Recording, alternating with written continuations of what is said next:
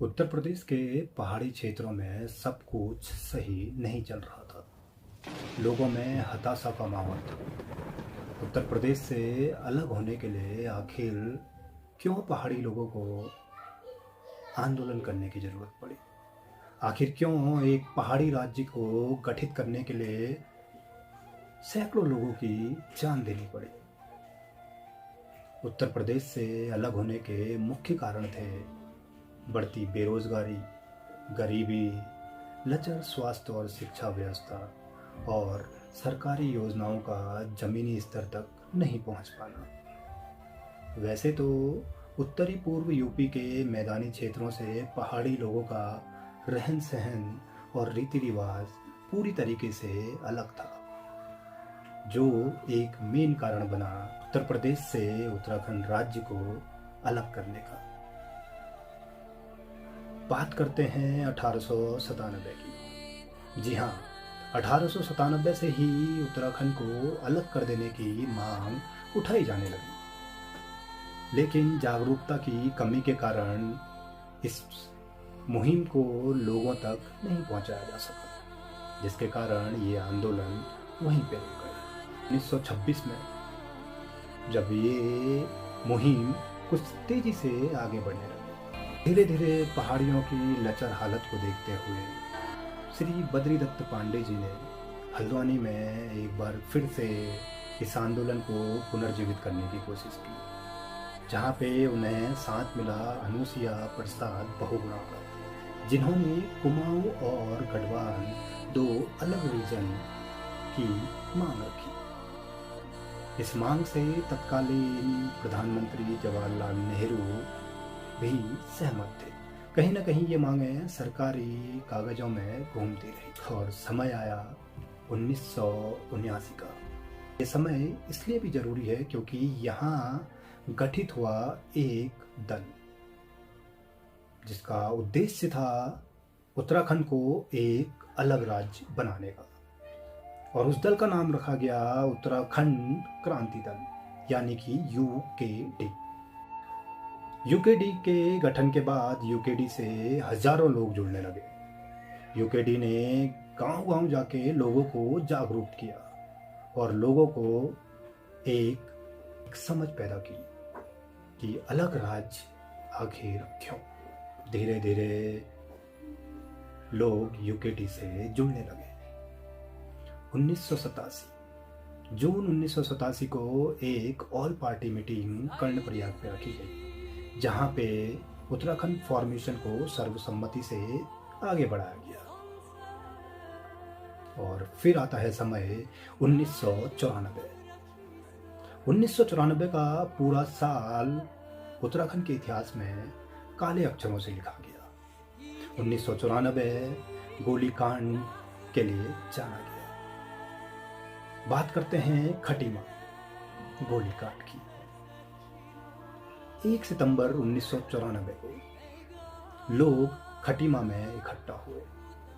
लोगों का मकसद था कि एक शांतिपूर्वक मार्च किया जाए, लेकिन तब की दमनकारी सरकार और प्रशासन ने शांतिपूर्वक आंदोलन कर रहे आंदोलनकारियों पे लाठीचार्ज कर दिया। लाठीचार्ज और पथराव दोनों तरफ से होने लगा और तभी आवाज आती है गोलियों की।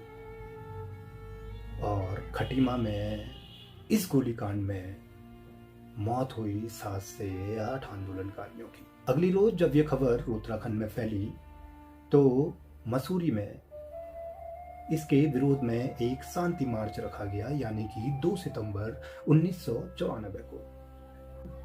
लोग शांतिपूर्वक इस मार्च में हिस्सा ले रहे थे। हजारों की तादाद में लोग वहां पे इकट्ठा हो रहे थे और विरोध हो रहा था खटीमा गोलीकांड का।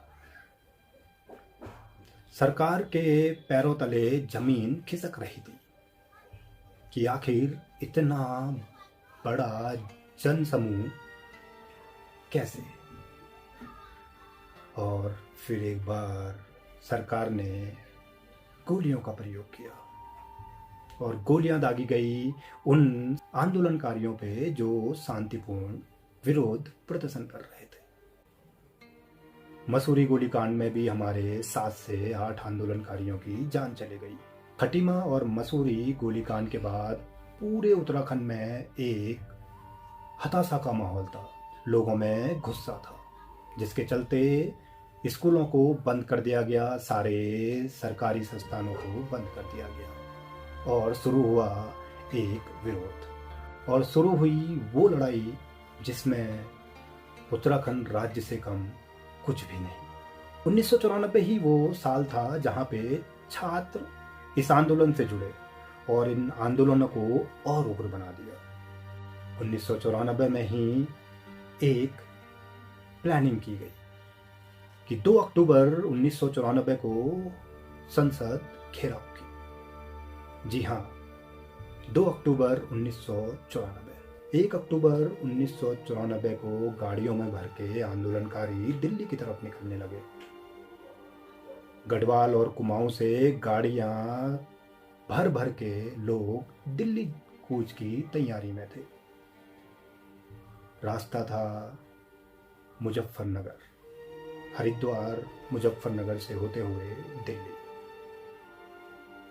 आंदोलनकारियों को बीच रास्ते यानी कि रामपुर तिराहे पे रोक दिया गया।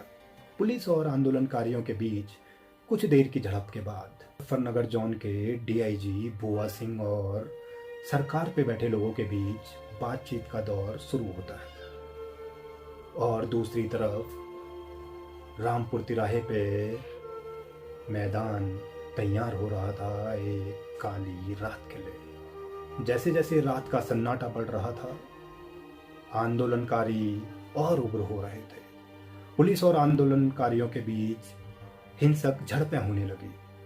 रात्रि करीबन 1 बजे बुआ सिंह ने अपने पुलिसकर्मियों को ऑर्डर दिया, जी हाँ, आंदोलनकारियों पे गोली चलाने का ऑर्डर। यूपी पुलिस उस रात आंदोलनकारियों पे कहर बन के टूट गई। चारों तरफ गोलियों की आवाज आने लगी और आंदोलनकारियों की जानें जाने लगी। यूपी पुलिस यहीं तक नहीं रुकी। उन्होंने आंदोलन कर रही महिलाओं का बड़ी बेरहमी से बलात्कार कर दिया। सैकड़ों लोगों की जान रामपुर तिराहे गोलीकांड पे गई। ये दिन उत्तराखंड के इतिहास में एक काले दिन की तरह था और लोग इसे जलियांवाला कांड से कंपेयर करने लगे। 2 अक्टूबर 1994 उत्तराखंड मानो जल रहा था। लोगों के अंदर एक अलग आक्रोश था। देहरादून में प्लान हुआ आंदोलनकारियों की अंतिम यात्रा निकालने का। दूर दूर से लोग इस अंतिम यात्रा का हिस्सा बनने आए। एक शांतिपूर्ण और आक्रोश के साथ ये अंतिम यात्रा शुरू हुई और एक बार फिर वही हुआ जो यूपी पुलिस ने पिछले जगहों पे किया। जी हाँ, एक बार फिर से इस अंतिम यात्रा पे गोलियां चलवा दी गई और ये गोलीकांड जाना गया देहरादून गोलीकांड के नाम से, जहाँ पे हमारे 3 से 4 लोगों की शहादत हुई। आंदोलन उग्र होने लगा और हर जगह से लोगों की शहादत की खबरें आने लगी। ये सब देख के तत्कालीन प्रधानमंत्री एच.सी. देवगौड़ा ने अगस्त 1996 को उत्तराखंड राज्य की घोषणा की और 1998 में बीजेपी की गठबंधन सरकार ने उत्तरांचल बिल को उत्तर प्रदेश की गवर्नमेंट को दे दिया।